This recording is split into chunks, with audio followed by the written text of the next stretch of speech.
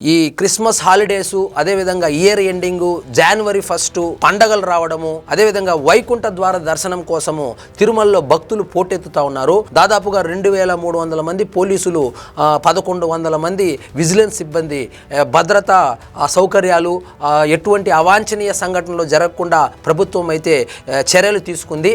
అయినప్పటికీ కూడా భక్తులు అత్యుత్సాహం ప్రదర్శిస్తూ ఉన్నారు.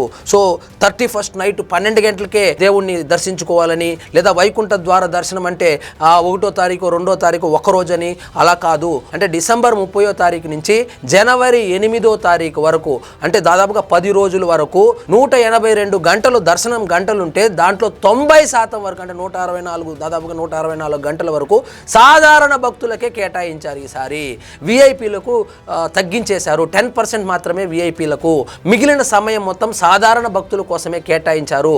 కాబట్టి దయచేసి ఎవరూ కూడా అత్యుత్సాహం ప్రదర్శించి తొక్కిసలాటకు పాల్పడొద్దండి.